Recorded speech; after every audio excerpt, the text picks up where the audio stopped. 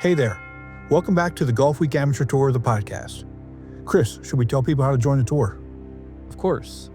Whether you're a seasoned member or just tuning in to learn more, we're here to help you dive into the ins and outs of the tour. If you've been on the fence about joining, there's no better time than now. It's a fantastic way to play competitive golf, meet other passionate golfers, and step up your game. Registration is open. All you need to do is go to amateurgolftour.net, click Join the Tour button, and pay your local tour's membership dues. And if you want to keep up with all things Golfweek Amateur Tour, make sure you're subscribed and listening to the podcast on your favorite platform. Don't forget to download each episode, share it with your golf buddies, and if you're enjoying the show, drop us a like and a review. Your feedback helps us grow the community and reach more golfers just like you. Thanks for tuning in. Now let's get into today's episode. Hey, Chris and everybody. Welcome back to the Golfweek Amateur Tour, the podcast. And Chris, you and I, we talked about some big changes we've got coming for the podcast for the year. And I don't know about you, but I'm really super excited to share this big news today with everybody. Yeah, completely correct. We've been growing. It's been a great journey, and we want to invite you and your businesses to join us on this amazing journey we've been on. So as of this episode, we're officially opening up sponsorship opportunities for the podcast. Chris, exactly. We've got an amazing community of listeners and members and golfers, that are passionate about amateur golf and the tour. So whether you're a golf brand, a local business, or just somebody who loves the game, this would be a perfect chance to connect with an engaged and enthusiastic audience. And it's not just about reaching our audience. By partnering with us, your brand becomes part of the story we're building here. One that celebrates the players, the courses, and the incredible energy of the Golfweek Amateur Tour. Yeah, and we could tailor any sponsorship packages to meet your goals, whether it's shout outs on the show, mentions on social media, or even custom segments where we highlight your brand. And Chris, the first one I'm thinking about is Roger's Rules. Yep. Roger needs a sponsor. He sure does. So if you're interested in partnering with us and getting your name of your business out to the amateur golfers across the country, reach out today. Just email us at dmac, that's DMAC, at amateurgolftour.net. Yeah, let's team up to make this podcast and Golfweek Amateur Tour community even stronger. And just remember, the sponsorships is what allows, Chris, you and I to travel to the regionals to be able to go out and see everybody. So, we can't wait to hear from you. Yeah, thanks for tuning in. And as always, keep hitting them straight. All right, let's go ahead and get the show started. Let's go.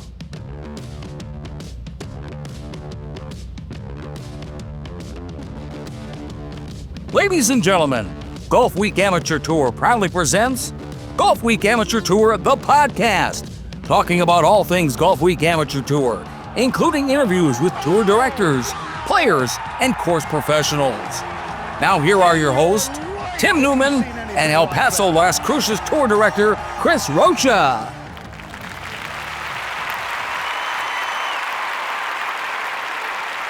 Welcome back, everybody. Hope everybody had a Merry Christmas and you're ready for the new year. Chris, it's good to see you, bud. Likewise, the holidays were great. Pretty sure they were great for you as well. But yeah, the New Year's already here, and Jesus, man, this thing is, we need to have time slow down a little bit. My kids are about to be in high school, and I don't even know where that started. I don't want to upset anybody, but Icebreakers this weekend. That's crazy. So we're rolling, buddy. Yeah, we're rolling. I know. And once you start traveling, it's gonna be nonstop. Yeah. So we'll wrap up this episode with how Icebreaker's going to work with us, but just essentially I'll probably just do the interviews and record them and go from there because you'll be in warm El Paso. Is it above 60 there? No, it's still cold. Shut up. It's still cold. We're just gonna leave it at that. All right. Well, let's go ahead and get this episode started. Again, hope everybody had a happy Merry Christmas and is looking forward to a new year. and I think it's only fitting to start this episode off with a new senior tour director out of Chicago. He's been on tour for a good long while, and I'm glad that we had somebody step up to take the place there. So let's go ahead and welcome in Nick Lanas from Chicago. Nick, welcome to the show, bud. How's it going? I'm doing great. I'm more concerned about you. You know, I've known you for a few years, but I did not know that you were a middle school teacher. What's up with that? I am. Bless I your just heart. got done. Yeah, so I teach middle school science, 6th grade to be exact. So yeah, we just got done with middle school basketball. So I coach 8th grade basketball as well, and kids had a great season. I'm glad it's over with because that makes my life real busy. Yeah, I'm sure. God bless you, coach. I mean, teaching middle school and coaching little ones like that. I think coaching little ones is fun, but the teaching in class, I don't know how you do it. Yeah, I mean, I don't know. I guess it takes a special breed of person. You have to be patient. Like obviously, right now, I'm a little bit patient with my 3-year-old. So, oh, that's awesome though. No, you have to be very patient. Hey, Jess, come on. Sorry, give me one second. Nick, don't even worry about it. That's not the first time we've had kids on the podcast, and It won't be the last. it won't be the last. I absolutely love it. I do. So, but I couldn't teach middle school. There's just no way. No way. Yeah, before you guys were talking about the cold. Up here, it's cold right now. I mean, -13 with the wind chill. So, Yeah, but see, I mean, you don't Texas have to is live not- up there. You don't have to live up there. This is true. Right? This is true. Gosh. I just remember, and before we get into this, that, when I was up there, when we had COVID, we were playing at Harborside, and it was like, it had to been like the first week of June, and it was windy, and it was cold, and it was rainy, and all I had on was I think it was this actual shirt and shorts, and we couldn't go inside, and it was like 40 degrees. It miserable. Miserable. Yeah, I'm sure I was there. I've been on the regular Golfweek Tour as a participant for 12, 13 years. Uh-huh. So it's been a while. I remember times at Harborside, you had 30, 40 mile per hour winds in the face on a par 3. Instead of having a 200-yard hole, I mean, it's playing like 250. So it's amazing. Just like the Windy City, that's why it gets that nickname. Yeah, actually, it was you were there. It was June 13th of 2020, Oh, wow. and it was so it wasn't even it was the middle of June. It was, Chris. It was miserable. Again, It was you don't have to live there. No, but I was there in shorts and a shirt. Good God. I mean, it's amazing though how some players can still play that great under extreme conditions. I remember 2 years ago was probably the worst conditions that we've ever experienced. It was at a place called Thunderhawk, really beautiful. Yeah, it is. I like course. Thunderhawk. Yeah. And it was probably 40, 50 degrees with rain. And we're talking early in the year. Here in Chicago, we try to get tournaments in April or May, but sometimes it can be really, really cold. We had probably 30 mile per hour winds. It was raining, and a young kid from one of those, I think he was a D3 collegiate golfer, and he went out there in the rain, and I think he shot. I mean, it was 40 degrees, windy, rain, and he shot like a couple over par at Thunderhawk. Jesus. I was like, how? How do you compete against him? God bless it, man. But I love seeing stuff like that too, though, because for me, I'd fold. I mean, I would literally fold. I mean, if it's cold, I'm done. I don't play. If it's raining, I'm not playing. Chris lives in Texas, and I get on him a lot. He says if it's 60 degrees, it's cold. Chris likes it's between 70 and 80 degrees. That's his sweet spot. If it's over 80, it's too hot. Under 70, it's too cold. But I got to a point, and I don't play much anymore. But I got to a point where if I didn't like the weather, I just wasn't going to play because I played so much, I didn't have to play. And no, if it's cold like that, I'm just going to go inside. Go inside. So, I mean, it's not a matter of it being cold. I just don't want to be in a jacket all day trying to swing a golf club. That's the only problem. Chris, stop lying. Might swing better that way. I don't know. I've never played golf with you, Chris, but sometimes it can make our swings better. Us amateurs. Yeah, you're probably not wrong. Yeah, because you shorten it up a little bit, probably slow it down a little bit, and take out some of the error there. But Nick, you're a champ flight player. I'm looking at your index right now, 2.3. We had Bill on a couple episodes ago.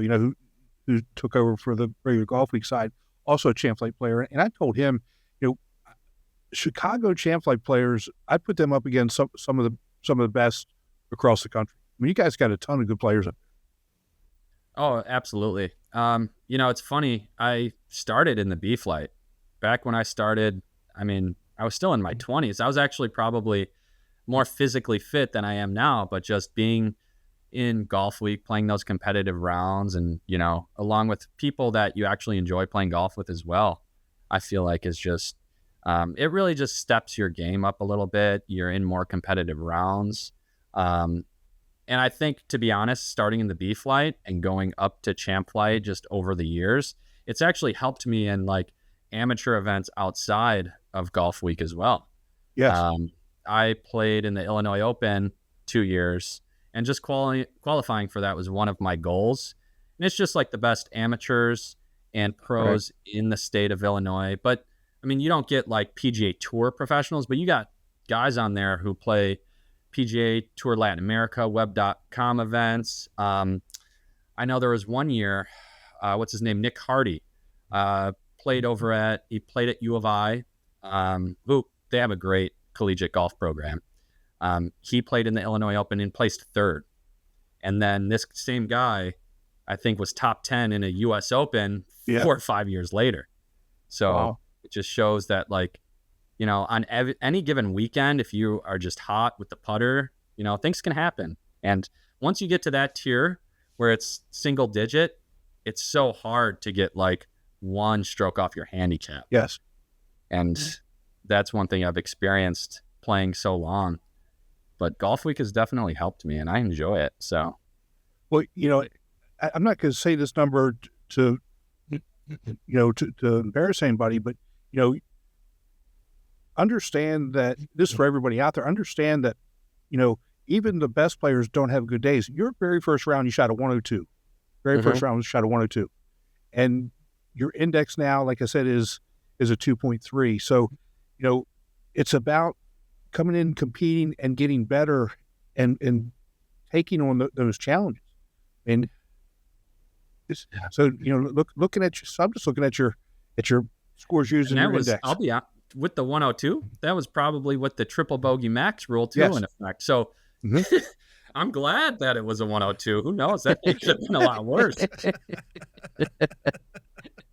And then, years later, this was probably 2017, maybe 2000.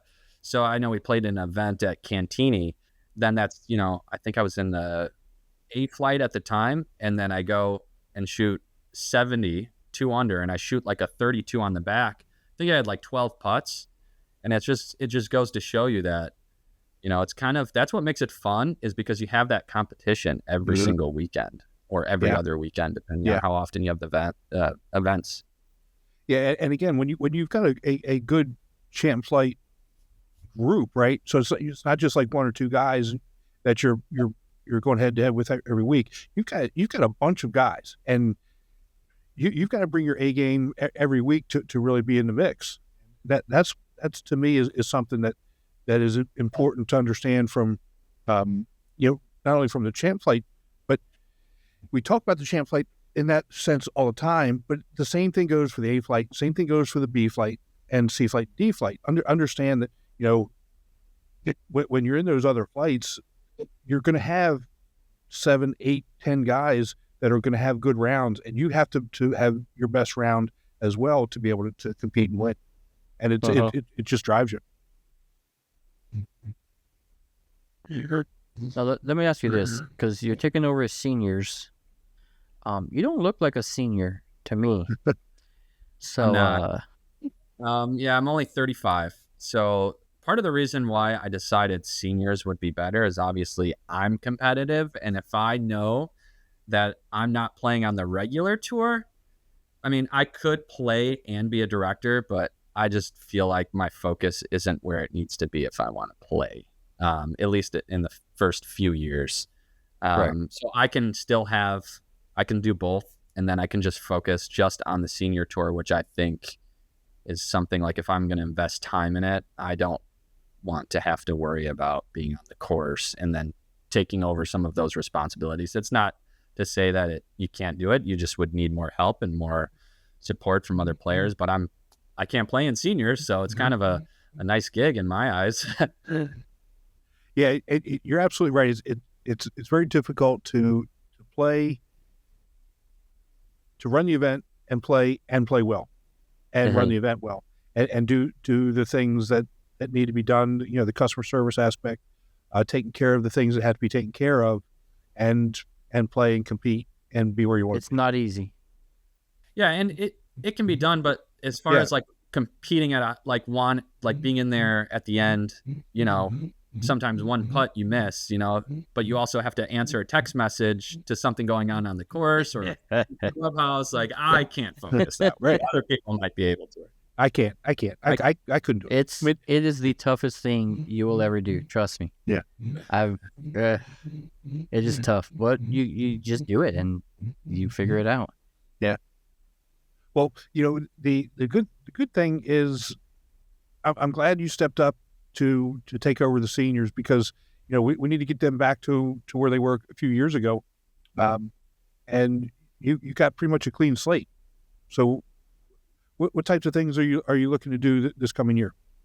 The first year, like right now, I'm just focused on the schedule. I think that's priority one. It's a little bit more difficult than I thought it was going to be. Yeah. I'll be completely honest. I think the hardest thing is trying to get the prices down on certain courses, and, you know, because guys don't want to pay crazy astronomical prices. So trying to balance that. Sponsors would be nice. I think in my first year, I'm going to try and just have a successful tournament. Like in the past, what I remember when I really enjoyed Golf Week was, you know, having trophies at every event, making sure that there's an announcement at the end of every round. So like congratulating the winner. I think just like even just saying their names out loud, not instead of like, here's your gift card, great job, second place. Like, just so the other players let's say there's 15, 20 other players in that same flight, you know, they can clap and congratulate. I think that's a good feeling that it puts inside the winner. I also want to, I know a lot of tours do this, but just posting pictures on the website of, you know, a little snippet of their story and how their round went. I think some of those, just getting back to, it almost sounds like I tell my basketball players, like the fundamentals, right? You just start with the basics, you can have a successful tour.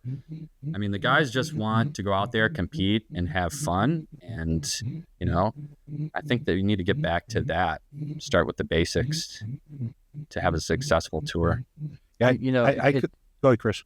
I'll just say it's funny because you mentioned, you know, like the basketball team. I used to coach high school in Texas. We have to have the high school teams have to have an off-season like travel team, but their coach can't coach, so I still didn't coach. And you say it all the time, even at the high school level, you know, you got to get back to basics. Basics is what's going to get you to be a champion. And you said it perfectly. You know, if we as directors take it back to the basics, then everyone falls in love with it and they come back for more. Yeah, and I think, you know, getting players on the tour, you know, there's guys that don't play every single tournament, right? You know, but I just want as many members as possible. I play a lot of casual golf, so I think I'm a great person to be out there and just, you know, sometimes I play golf by myself and I have tee times and I get paired up with people. I have no idea who they are. They're awesome people. They hear about the tour. They never sign up because I was just, hey, like I play on the Golf Week Tour. You should try it. It's a lot of fun. But they don't have the information. So I think just having those brochures and just the communication and collaboration with golfers on an everyday basis, I think is huge. And I think I can add and bring people to the tour just by doing that. Yeah, absolutely. That's the best, really the best way to grow the tour is through that word of mouth and from you and from the individual members. You know, again, whether you're at a driving range or whether, like you said, you're out there just playing a casual round and you're paired up with people. You know, that's how the tour really grows. And For sure. you know, and the other piece is if every player for each tournament just brought one person, right? So you've got a member. Hey, look, I'm playing in this tournament next week at Thunderhawk. Come with me, and somebody else brings somebody. You know, once you get them there once, they're going to be hooked, and that's how it's going to grow.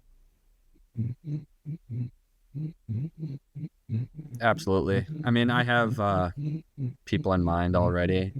Obviously, not as many senior friends because I'm only 35, but my dad's on the senior tour. And I mean, I golf with the same group of seniors every Sunday with my dad and a few buddies. And I'm always telling them, like, why don't you guys join? I think now that I'm a director, I'm not saying they don't have a choice, but it's like, what other incentive do you need? Like, I think some guys get nervous. I'll be honest. Yeah, They think of it as highly competitive, and you have casual leagues all the time on different golf courses.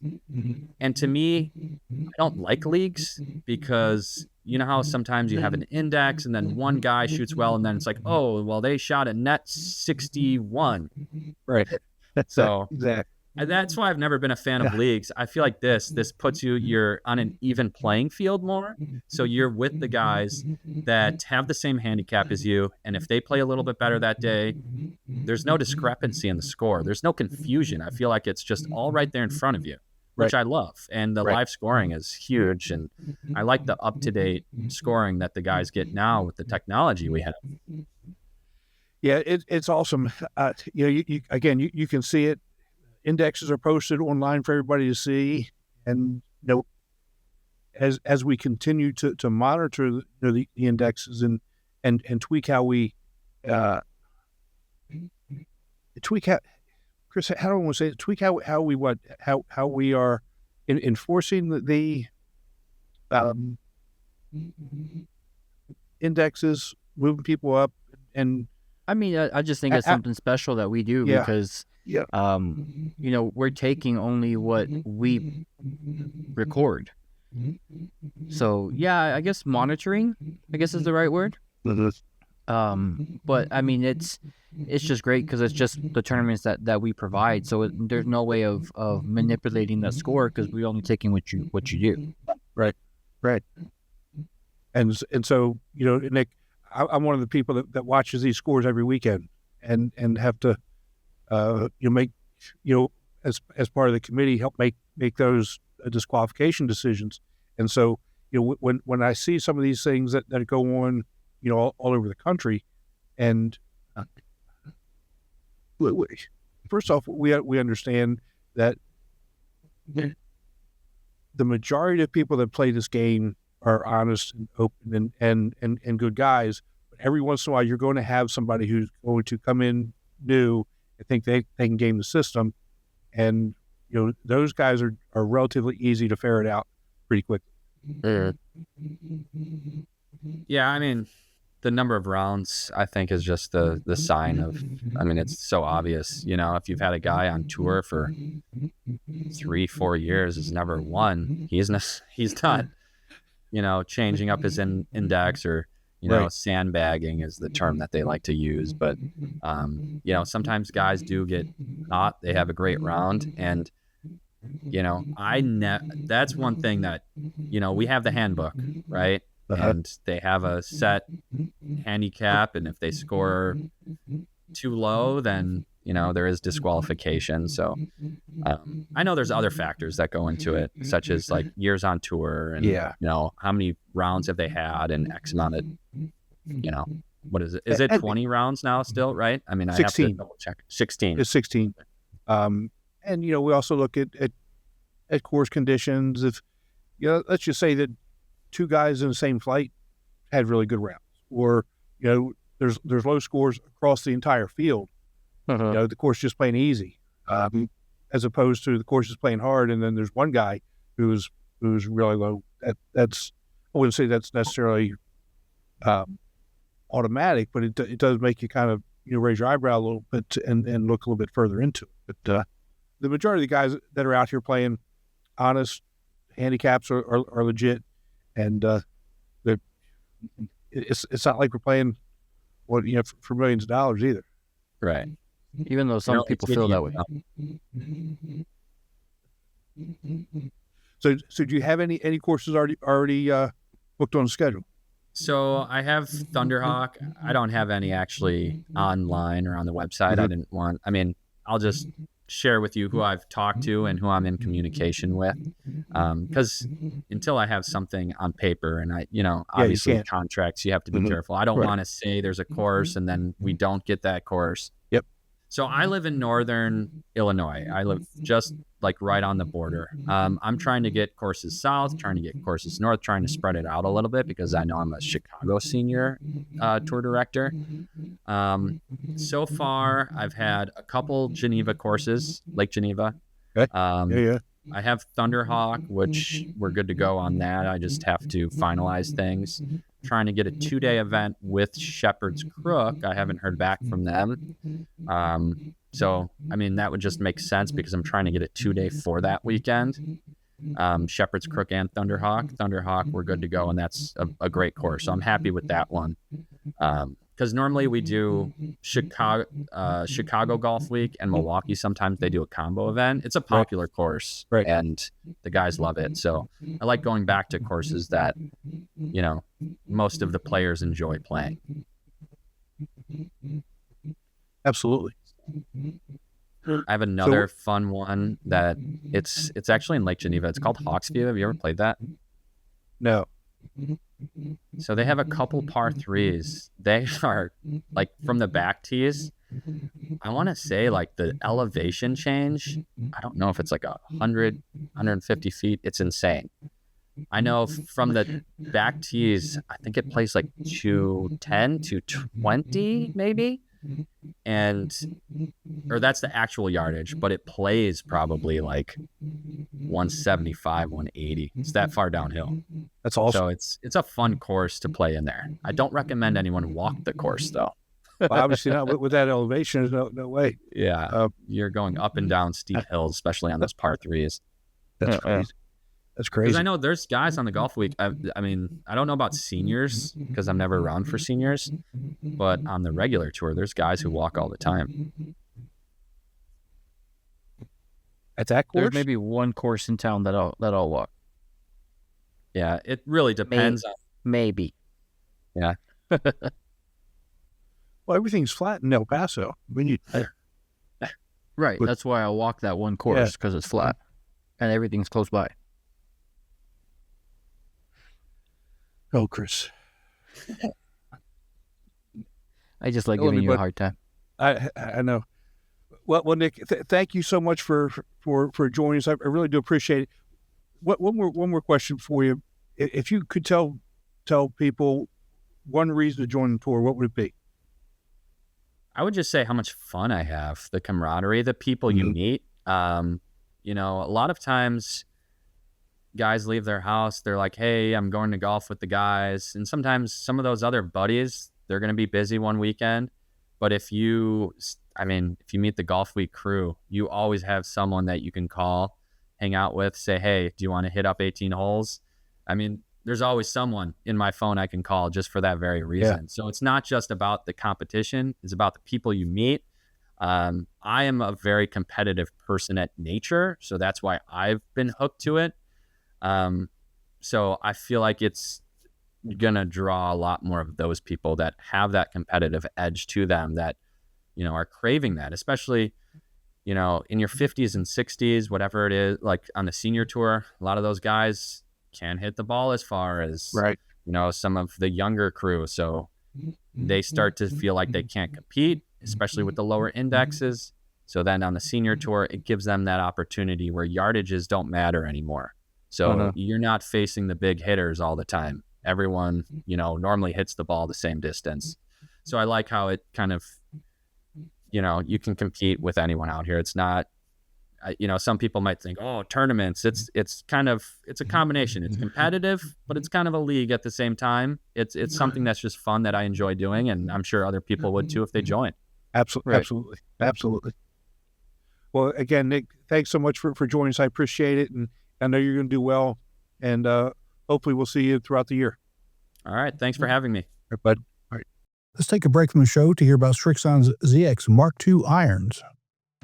A great iron set needs more than good looks. It's gotta be fast and gotta be pure. But good looks never hurt either.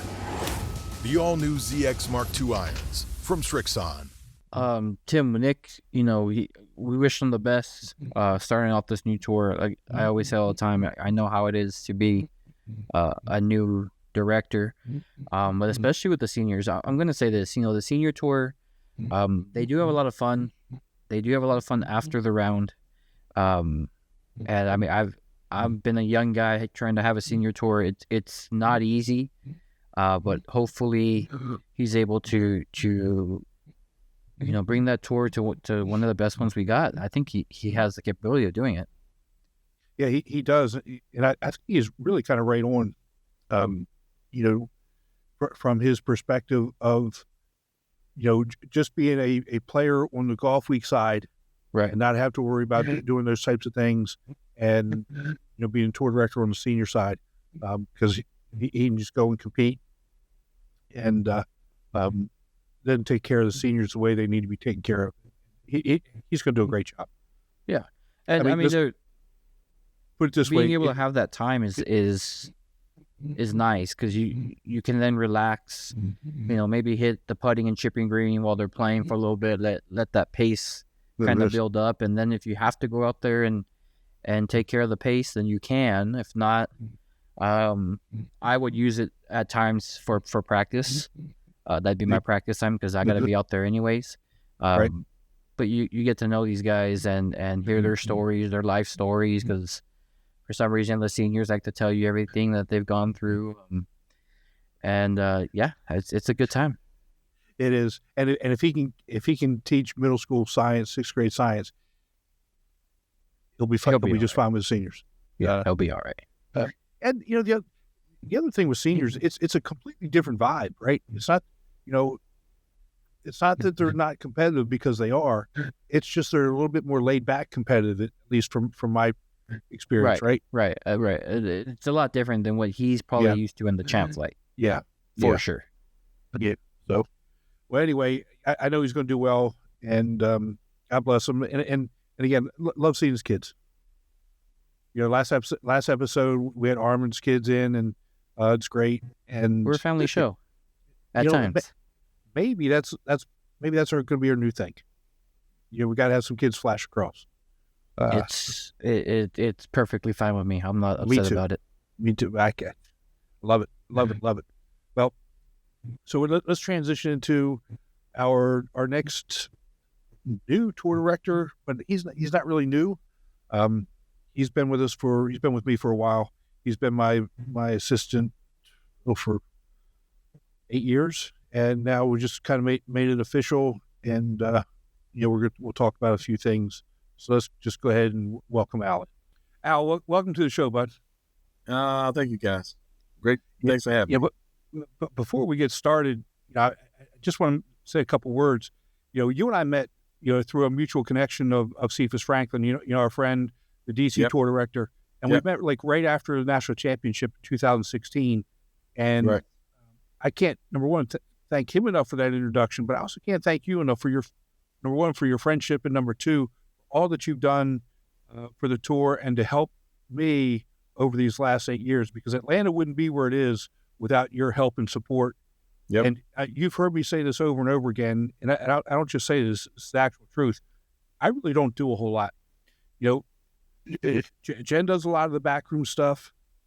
You take care of a lot of stuff on tournament day, and my job is really to walk around, talk to the guys, shake hands, give out the awards, and those types of things. So the tour would not be nearly what it is without you. Yeah, I appreciate that, Tim. It's more of all the guys is coming out enjoying their day of golf and enjoying the game. And when Cephas brought me in, I just had retired from the county, DeKalb County, after 30 years. I think I was retired about a year or so, and Cephas brought me in, introduced me to yourself and Jen, and it's been uphill from there. And I appreciate our relationship and providing golf here in Atlanta. Yeah, I was talking to Chris, just before we had you in. He said, you're maybe kind of a culture shock. And I said, well, you need to hold on a second. Al has so much experience in event management, and the things that he's done in his previous career and some of the other things that he's doing right now. So why don't you tell everybody, what you did for DeKalb County and, kind of some of the other things that you do with your football league. Yeah, currently I retired from the DeKalb in 2014, and I headed up all the athletics there. Actually, I moved up to deputy director, but that was a little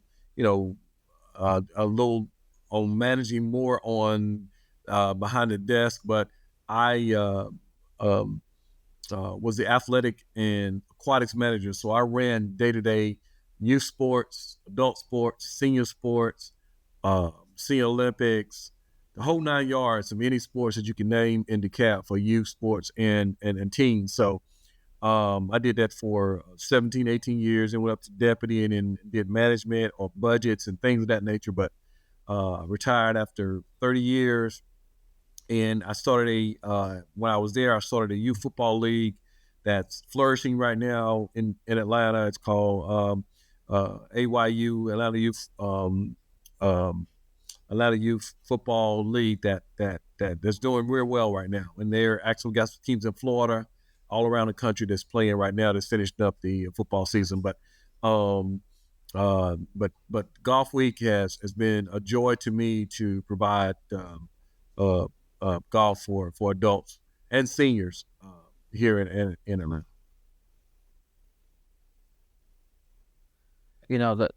Go, Chris.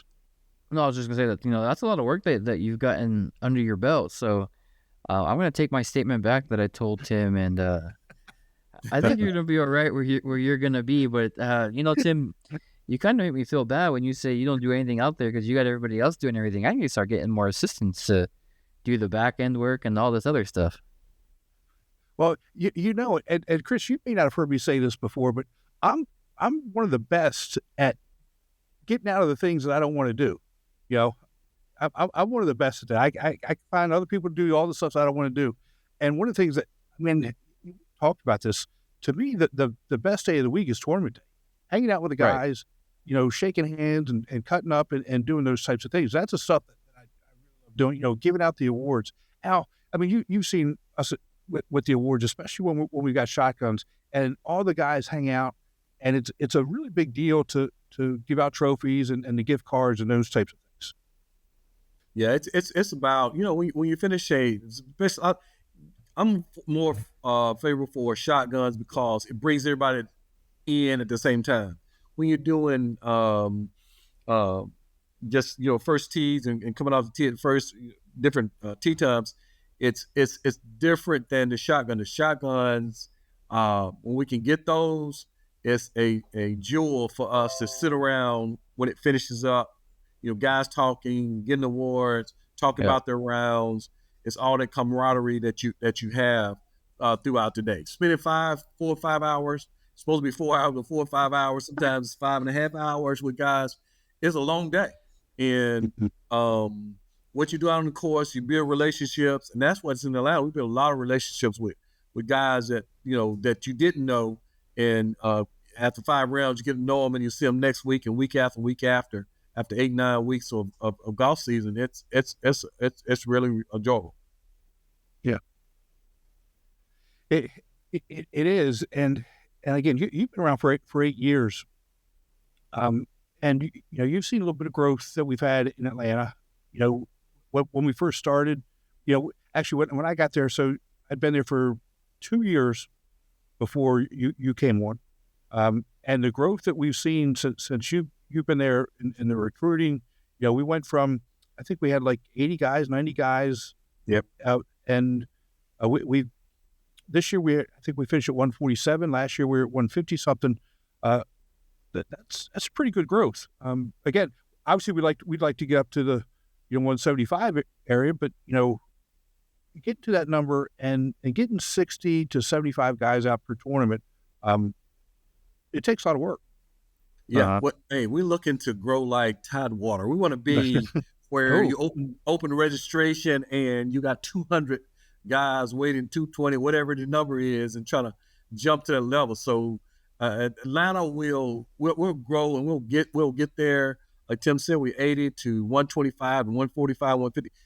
I'm expecting 170, 180. Hopefully we can get to that number this year and have more golfers out. And I think we can do that. Yeah, I think so too. And so just so everybody understands, you're really going to be the guy. I mean, you're going to be taking over. You're going to be the point of contact in Atlanta.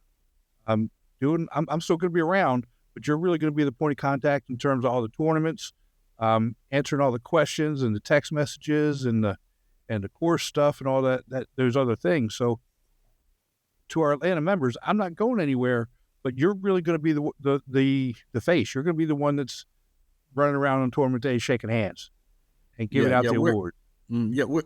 We're looking at some different courses or some semi-private courses that we're trying to bring in some new courses in and get some different looks at play during this year. And I think that with the members we have reaching out to their friends and more friends coming in that they have, and Atlanta has different groups of golfers that play within Golf Week. So they play, if we're not playing a weekend, they'll go out and play in their groups and come back. So we're looking to increase our numbers and increase our different play. We'll have some courses on our radar that we're trying to put on our list of schedule for this upcoming 25 season. Yeah. Yeah, we're going to do a combo event with Alabama and Nashville, which is going to be a really good course. I don't think they want us to announce what course that is yet. That's going to be a really good event. Yep. Hopefully, we're going to get back to what was the places in McCormick? Savannah. Terra. It was Terra and Monticello. Down Savannah Lakes. Yeah, Savannah Lakes. Tell you what, that place is a hidden gem. I mean, I think, for anybody who wants to do a 2-day, come join us down there at Savannah Lakes. The Terra course and the Monticello course, hidden gems. They treated us really, really nice. Yeah, there. Corners Augusta, us. I mean, we'll cut you off, but in corners Augusta, us, and part of South Columbia. Carolina. Yes. Yeah. So what other courses are you looking at this year? We reached out to the University of Georgia, which is one of the good courses. So we're trying to, what? All right, Chris, you got another chance. We have another chance coming up this weekend, Texas and Georgia. So let's don't go there on the football side. You know what happened last time? We was out. I forgot what course we were playing, and I had to find you. I had to find you and lost you to. At Nationals, he made sure to tell Jen, your Jen, Tim, that he's looking for me. Boy.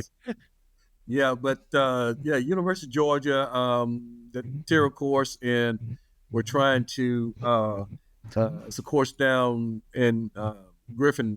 I don't know if you heard Sun City, so we got some contacts with those. So it's not definite yet, but we got some courses that we're trying to put on the schedule that we can enjoy. Golfers will enjoy this year in Atlanta. So of all the courses that you played being on Golf Week, before I even ask you this question, what everybody needs to understand, okay, is, Al, you got a hole in one at Whistling Straits. Was it hole number 16? No, 7. By the ocean. It was next to the ocean. 7. Had a 9-iron on number 7 on the ocean side. It rained that day. It snowed. I mean, it rained, wind, sun. I had 3 seasons on that hole, and I holed out on it. That's pretty awesome. And I look for history of somebody holding out on that. It's no history of a PGA. Nobody holding out on that hole. Yep. And what I was trying to do, and I told you this. What I was trying to do was find somebody who had holed out and get a flag and have them sign it, congratulating you. But there wasn't any PGA players or LPGA players that had done that. So sorry, bud, you're out of luck. Well, I'm alone. I'll take golf alone on that hole. So outside of Whistling Straits, because that one doesn't count, what's been your favorite course that you've played on tour? Because you've done a little bit of traveling with it as well. So what's been your favorite course? I can say Hilton Head. I like Dunes courses. Okay. Yeah, I like Dune courses. They are challenging and enjoyable at the same time. Mm-hmm. Hampton Hall. Let me back up. Hampton Hall. I think Chris and I play Hampton Hall, if I'm not mistaken. Hampton Hall is a jewel in that. Hampton Hall probably the best on Golf Week. Hampton Hall will be the number one. Mm-hmm. And then the Jones courses. See, Chris, what's Chris at? Hampton Hall all the way. Hampton Hall is a great course, I would say. But see, Chris, it's not just me. They can't really decide which is a favorite course here on the island. I mean, when you look at it, okay, because I would agree with you. Hampton Hall is one of my tops. Jones course is one of my tops. Country Club at Hilton Head is one of my tops. I mean, they're, at least for me coming down here. Go ahead. Well, no, I was just gonna say like for me, when I get down there, I want to have fun, but also be challenged. Right. I don't want to have a headache on every hole, and it seems like the Jones courses give me a headache on every hole. And Hampton Hall gives you enough leeway to have fun and have a missed shot, but still be challenging at that point. That's right. That's right. I would say I can agree to that, Chris. Especially when they on Sunday pins that they have there for a national championship. Oh my God, there's some of those holes where it's like a turtleback, but it's still fun. Right. It's not like circus putting. You know what I mean? You still got to be challenged at it, but it's not a headache once you're walking back to your cart. Yeah. Speaking of headache, okay. Now, and everybody thinks that Atlanta is it's hot all the time. What's the weather there like right now? Weather here now, it will be 22 degrees in the morning in Atlanta. Okay. It's cold. I mean, sometimes we can hit the mess. It's supposed to warm back up towards the end of the week, but we have we can play golf all the way through November sometimes here. Right. It just depends on how that belt line goes and how that weather jet stream comes through here. And we were talking offline, and you told us it's going to be really cold in the 20s, and Chris said, well, the cold stuff isn't really coming here until next week for us. We said, what's cold? And he said 60 degrees. Yeah. He can't play golf. I'll be living in this hoodie for the next 3 months. Oh wow, at 60 t-shirts, and if I had 60 here, I'd be in a t-shirt. It'd be nice, wouldn't it? Around here. But even still, though, out in Atlanta, I mean, so we do get those, those cold temperatures every once in a while. But even still, it doesn't stay like that for very long. And my guess is that a lot of courses will be packed. even at 20-some degrees. Because it'll be maybe 20 in the morning, but by noontime, it'll warm up to 30, 40 degrees, and it'll be fine. You could play. You can wake up and play early. It'll be 40-something degrees. By the time you finish, it'll be 65. Some like 20 degrees difference. So we just kind of watch the weather and see when we can get out based on tee time, and then finishing the roundup. When you finish the roundup, you can be in 60 to 65 degree weather. So it changes like that. It just warms up like that. See, I'll put it this way: if your professional football team has a dome, I am playing golf in the winter in your area, because even they know it's too cold. Yeah. Oh man. Yeah. Actually, that would have made sense because Arizona's also a dome. Yeah. So scratch that. Take it through. Yeah. All right, now I'm going to put you on the spot here too, okay? Because we didn't talk about this question at all. Uh-oh. What's been your most memorable round? And you can't say the hole-in-one now. We already talked about it. What's been your most memorable round on tour? Because again, you've been around for a long time, and you've got the experience of playing. You've got experience of playing and helping run the thing. So all the rounds you've been involved in, what's been your most memorable? I think it's about, I can't remember the guy's name. He was a sheriff deputy out of, I have to look back. I got it written down. He was a sheriff deputy out of Alabama. Can't think of this guy's name right off the top. But he, myself, and it was four. We was from 4 different locations when we played. But I remember I didn't even remember playing the golf. I just remember having conversations about him, his kids, his family. We talked more about that in that foursome than we did golf itself. So, my memory doesn't serve me correctly right here now, but that's what Golf Week is about. It's about relationships, guys you play golf with, guys you spend 4 or 5 hours with playing. So that's my memorable golf that I would have in Golf Week. Besides the guys that I know every day that I play with, that will be that'll be one of them. Yeah. I remember that round that you're talking about, and I think his wife plays as well, if I'm not mistaken. Yes. And because we did because it was a sheriff deputy in Alabama. I cannot think of his name. I mean, he might see this podcast and sing you something on it, but we talked the whole round. But again, that's really what it's about too, right? I mean, when we tell you specifically tell our members that on a regular basis. Yes, I do. When we're just hanging out talking, at the end of a tournament round, especially when we have shotguns, you specifically say these things to our players, and I think we have a really good culture in Atlanta that really kind of embraces that. Yeah, and the emphasis put on. I'll say this all the time, but emphasis put on. That's not the golf. It's nature. How the course is put together.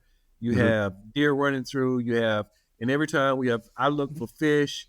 I'm a fisherman as well as far as a golfer, so I look for fish and eat the ponds in the lakes that's right around us, and it's the nature of it. And then when you play golf, you got to consider the elements: wind, if it's sunny, if it's rainy, if it's downwind, upwind, math, calculating. All those things are challenging things, elements that you have to put forth when you're playing golf. It's just not. It's a mental game as well as enjoying the environment when you're playing and all that. A lot of people know you're just going to hit the ball. You're playing against this person. No, you're playing against yourself.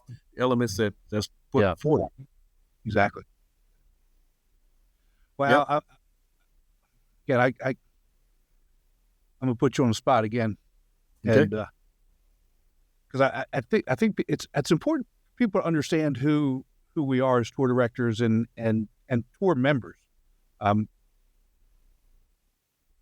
You won a national championship in football.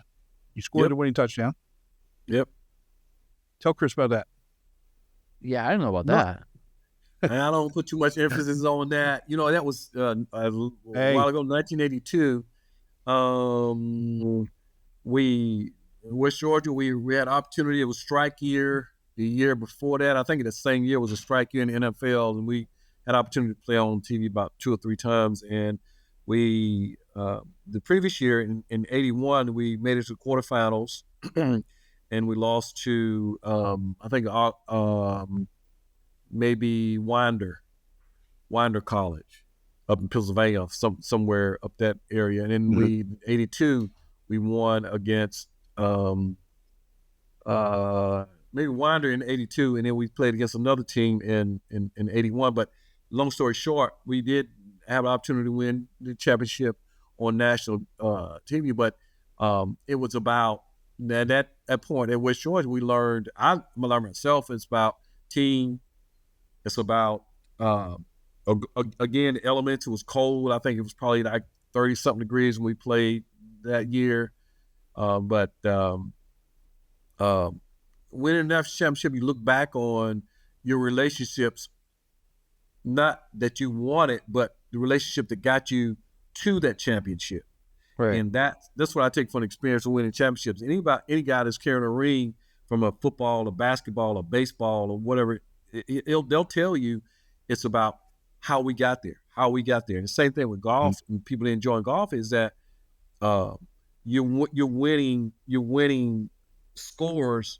I mean, your scores are what you're winning against. So if I'm shooting 80, 85, if I'm trying to push my scores down, it's against me, myself, Right. and not the opponent that you have. It's a little bit different in team sports and individual sports. But West Georgia was a great experience for me in the years I was there, 81 to 84. But that 82 year was very special in winning. I don't talk much about it, Tim. I always bring it up, but Well, it's important because again, I mean, not only do you have that history in the sport industry and business and running these types of events, but you're also an athlete. You're right. I mean, you're not an athlete like you were in 82 or 83, but you're still an athlete, right? I mean, you still have that those characters, those qualities, those things that got you to be that at that level. Yeah, it's the back. Right now, my back wouldn't say that I was some kind of athlete. It's telling on you after you play the sport, and it's it's toll on you. But again, I tell everybody, after coming out of an active sport like that, tennis, golf, hiking, biking, pickleball now are sports that you want to pick up for long-time sports for I can say the elderly, but your later lives, because that'll keep you active and keep you moving, keep you healthy. All those things are very important in the sport and in the industry. I come from the Parks and Rec and the sports administration part. You have to keep your body moving, keep it energized, keep it healthy, eat the right foods, those type of things. Made me feel bad about myself, Al. Oh, I'm sorry. I'm just I'm spitting the facts though. I know. That's all. I know. That's I all. know. I'm guilty of it sometimes too. Well, let me. Do you wear that Detroit Lions hat around town, or just at home?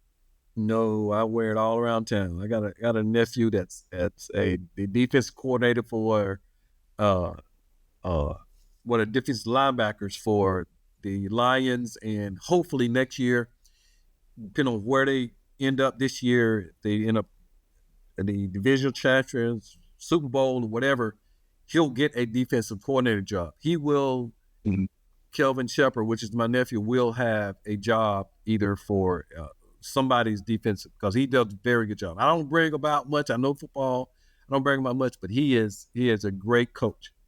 He's very personal to those guys that you'll see. Watch those linebackers, how they fly around, and he will be a. I'm predicting now. You can look back 2 or 3 years ago. He'll be a NFL defense coordinator and then someday a head coach.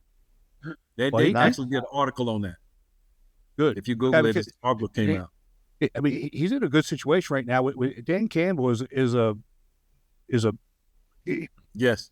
He came out of nowhere, I think, and Yep. his style, the way he coaches, the way he deals with players is Very good. kind of the new way to do it. And so he's learning from one of the best, I think. Yep. Changing. Dan Campbell is changing with the times, being able to relate to those players. Yeah. Well, Al, again, I can't thank you enough for all that you've done for us in the tour, and looking forward to continue this year. But we're excited. You can answer the emails. I'm excited. I'm excited for Atlanta. I'm excited for the courses that we'll play this year. I'm excited and look forward to the relationships we'll develop, the new players that's coming on, the new players that will sign up with us, and we'll guarantee you'll have a great time with us. I don't know if I'll play much myself, but I'm going to make sure that the guys that sign up will have an enjoyable time when they come and sign up and play with us in Atlanta. Al, when you do play, I want you to text me and tell me how fun it was to have to worry while you're playing and making sure everybody's on time and everything like that, all right? Hey, bud, I already been through that. Tim will tell you, I already been through that. I did the seniors year. I would play and try to play and then come back and get the scores together. It's not pretty. It's not, but when we win, it's like, okay, that was 2 jobs in one. Hey, I won one. I think I won one time and had to present a trophy to myself. So it was.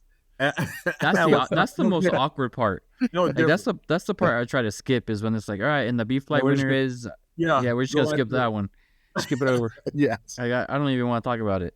Yeah. All right, my friend, you take care of yourself, and we'll talk to you soon. All right, I appreciate it, guys. Thank you. All right. Let's take a break from the show to hear about Srixon's ZX Mark II drivers. ZX Mark II drivers are for major players, major winners, major power. All new ZX Mark II drivers, only from Srixon. Tim, I was gonna have a blast with the Atlanta tour, but I mean, don't get mad when he gets more members than you've had, okay? Oh, I'm not getting mad one I'm bit. pretty sure that's gonna happen. I hope it happens. I really do. You know, he's been around long enough to know. He knows the ins and outs. He knows the guys really well. He knows the pockets of players that are around it. And you know, he touched on something really important. You know, in Atlanta, we've got what Al and I call pods. You know, pods of players. You know, where they have their own groups. So like, we got 10 or 15 guys that play with this group, other 10 or 15 guys that play with that group, and so forth. And Atlanta is an area that has a lot of different groups or leagues all over the place, and that's kind of how they. That's everywhere. I mean, we have that too here. No, Chris, this is different. Trust me. Okay. It's. Yes, other places have that, but this is, it's number one, it's way more organized, it's way more, it's bigger than that. I mean, Okay. it's kind of like its own, I don't even like using this word, but it's kind of like its own ecosystem within its. Okay. And so what ends up happening is, you get one or two guys that will go, and this is kind of how we grew it. 1 or 2 guys from let's just say this pod over here would come and try it out, and they liked it, and they would then, like I told Nick, bring 1 or 2 guys, and then they would bring one or two guys, and then they would bring one or two guys, Right. And even within these pods, so some of the guys will play in like one or two different pods as well, and so it's very well defined, and I'm not going to say cliquey at all, but if you say, I know I'm playing with this group, I mean, the groups have their own names, have their own. It's Right. it's pretty big deal. So he knows the infrastructure of them. He knows the contacts of the guys who run these things. And we actually have a lot of those guys that are on the tour now. But to be able to bring more of those guys in because he's there and he can focus on doing that, I'm sure he's going to be bigger than when I was in charge of it. And it's great. Good for him. Yeah, awesome. I again, being able to talk to him in depth about what his plans are and what he sees, I just can't wait to see what comes of this year and be able to talk about it at the director's meeting next year. I look forward to seeing that, and with some of the things that we've got going on, I'll still be around in Atlanta, but I won't be able to, to be doing the day-to-day and all the tournament day stuff, just with what we're doing with the podcast, and that's just the growth. It is what it is, and right. It's all good things. It's all good things for the tour, and we'll see what happens. I'll miss the guys day to day because it's, again, tournament day for me is the best day of the week. So, but we'll still have it for regionals and those types of things. Yeah, and then for sure. And then when I'm still in town, weekends. Anyway, that's that. So you guys have a good Christmas? We did. Good relaxing time. I mean, I still work retail, so I only get it for a couple of days, and then I still got to get back out there for the return season of it. Yeah. So do you work the day after Christmas? Oh yeah. Oh yeah. God bless you, man. And people bring their gifts that they just got to return because they don't like them. It's like, well, yeah, but wait a second. You work at Apple. Who's returned something that Apple puts out? You would be surprised. You would be surprised. Are you serious? Mm-hmm. And I mean, it's the littlest things. I don't like this color. I want a different color. Or it's crazy. So I can't. Chris, I wish you should have said no. Nobody returns it. You should just just humor me. I'm not gonna lie about it. I gotta work. I'm not gonna lie about it. I actually need to go to the Apple store. I need to change the battery in one of my Apple Watch. It's just old. It just buy a new one. Well, can't just trade it in and buy a new one. But that's a conversation for another day. Is that what I should do? Just a conversation for another day. Sorry, man. I can't help. But I also have to buy an iPad. Maybe if I didn't like Apple stuff so much. Anyway. The Christmas was good. Kids are happy. Christmas good. Yep. They're happy. New year. And yeah. I'm already looking forward to it. So can't wait to see what happens this year. Well, last episode came out right before Christmas, and we have a number of reasons why you and I are going to hell. By the way, happy Mother's Day. Yep. We don't want to forget that, but we did forget one. We forgot two things.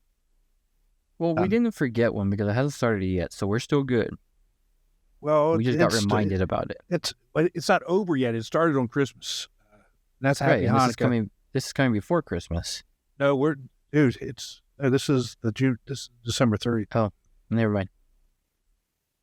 I'm going twice. So yeah, we're going to hell. But Jen's birthday was on the 18th, and We Uh-oh. missed her. Yeah, we missed her birthday. I'm going to hell. We as a podcast missed it. You as a person did not. No, as a person, I did not miss And it. as her a podcast, husband, you better not. I did. We had a good time, but all that she does for the tour, the training of the tour directors, this handicap stuff, all the That's time her that favorite. she puts in. Oh, God. Don't even get me started. And what she does, what she puts up with me. Yeah. The one I would say one of the positives, I guess, for Jen is with me not necessarily being at tournaments this coming year, is that will free up some time for her. I'm pretty sure. Of her not sitting at the registration desk, check-in desk, and all those types of things all day. Trust me, I drive know. back, If I'm late to her registration, sheesh. Yeah, you better. That happened at Nationals, and I thought I'd get a pass, and I didn't, and it was a good thing I made it. Because imagine if I didn't make it this year, how depressing that would have been with how well I played. I know. You wouldn't be Directors Cup winner. No. I mean, I literally rolled up and she had her mic in her hand, ready to do announcements. He's on it, man. He's on it. I'm surprised she didn't call me and yell at me while I was driving. She texted me. He texted me. She said, "Where's Chris?" Like, well, first off, I don't know. I mean, we're not together. We're he's not even in the flight that I'm in. He didn't call me, check in. And said, "Well, he's not here. He's all he wants is not here." I don't. What do you want from me? I mean, I was just. I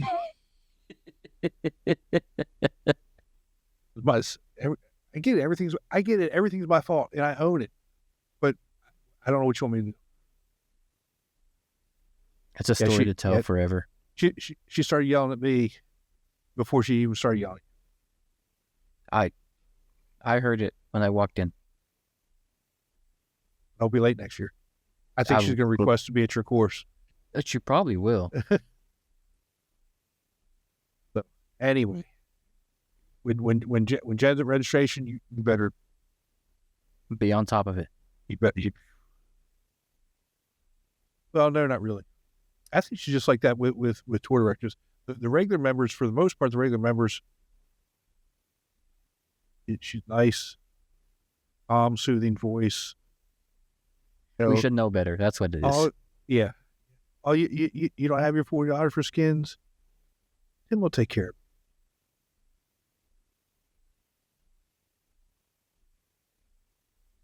of it. And I do. I take care of you guys. But anyway. But yeah, I mean, she'll have some free time on a couple sets. Happy birthday, Jen. And happy Hanukkah to everybody that's out there, and happy Mother's Day. Yes. I think we're good so far. Yeah, we're good. I think we got that now.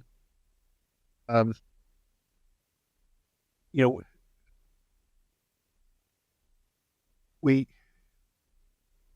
get all kinds of data, with being the podcast and stuff. And I subscribe to newsletters and this, that, and the other thing, just to kind of see what's going on out there. And one of the news outlets, they send us a daily type of thing, and we got some data on the most searched golfers, most Googled golfers, and for the last 20 years, the number one golfer, it shouldn't be surprising anybody, has been Tiger. Right? Of course. So Google's been around for 20 plus years, and he's been longer than that. Yeah, and this year he was not the number one Google golfer, which I'm not surprised. I mean, he played 2 events maybe. Didn't get in trouble. No car accidents. No car accidents. A couple surgeries. Yeah, but even then, nobody knows about those. Right.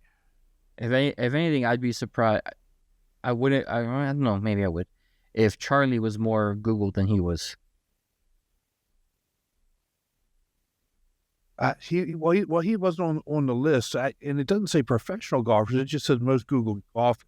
Right. And honestly, this must be professional male golfers because, I mean, if you think about some of the high profile female golfers, and I get, so don't get me wrong here, okay? Nothing against Ricky Fowler. I mean, obviously charismatic, but he did have a great year. But or say Grace. So He's still Grayson a Murray, fan favorite. he is. But what about Nelly Korda? What about I mean, yeah. you know what I'm saying? I'm sure that maybe I'll look into it. But this has oh, actually Nelly Korda is on the list. I thought she's number 7. See, you only went to top 5. Well, Ricky was 10.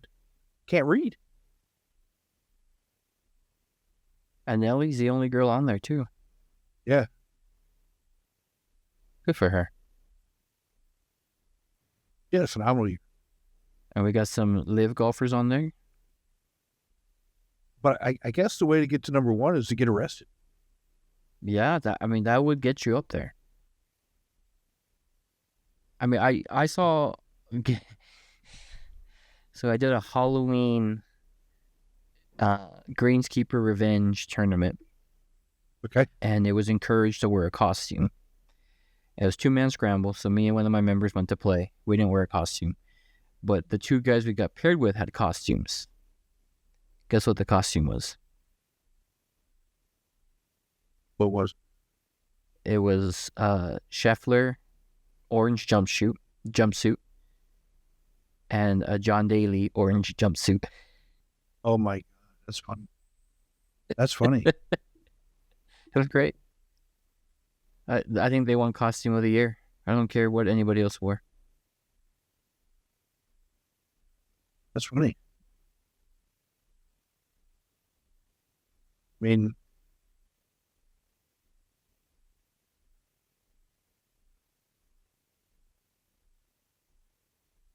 you could have worn. Could have won Could what? have worn your costume. Could have worn your costume. No, don't even. I know what you're saying. Don't even. You need to put it back up again. If they missed the last episode, they missed it. They got to go Did back they? and watch it. Yes. Okay. I can see All what right, you're go trying back. to do with your little eyes.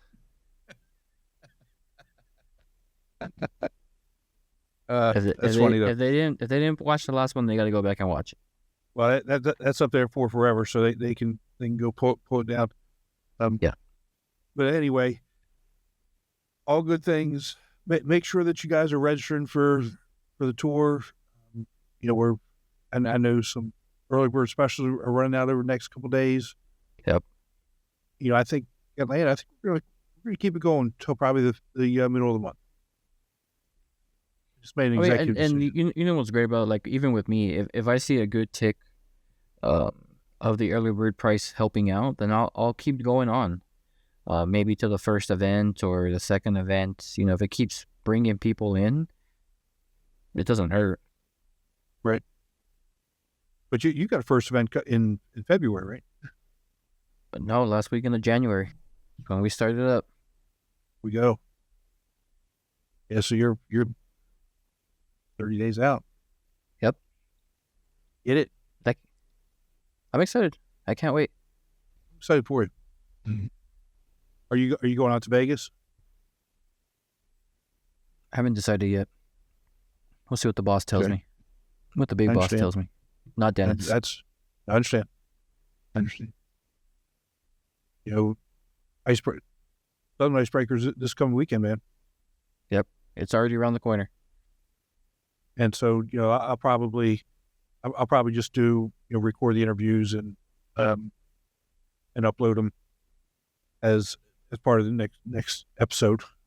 Yep. And go from there. We'll talk about it, but if you go up to Vegas, maybe do the same thing. Yeah, well, we'll make it work somewhere, one way or another. We'll figure it out. All right, my friend. That's all we got.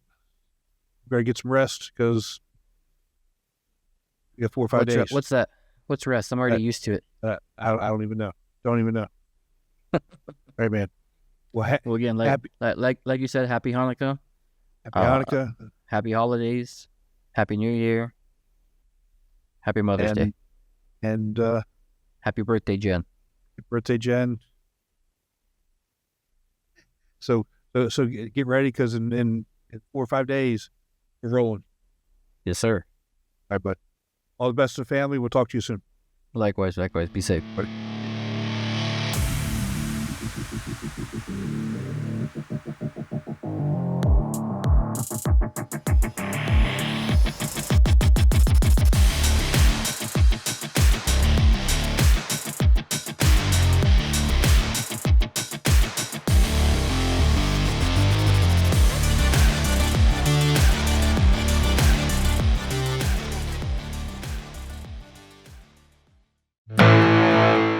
All right, that's a wrap for this week's episode. But Chris, after all this time, you would think we would remember this stuff. We forgot to tell people how to register, didn't we? Yep. Take it away. Well, if you're not already part of the Golfweek Amateur Tour, what are you waiting for? Grab your clubs, join the fun, and see what competitive golf is all about. You can sign up today and start meeting some incredible folks who love the game as much as you do. All you need to do is go to amateurgolftour.net, click the Join the Tour button, and pay your local tour's membership dues. And hey, don't forget, if you're enjoying the podcast, you can catch us on all of the major podcast platforms. Be sure to download, share it with your golf buddies, and throw us a quick review if you're feeling the love. It helps us keep bringing you the good stuff and reaching even more golfers out there.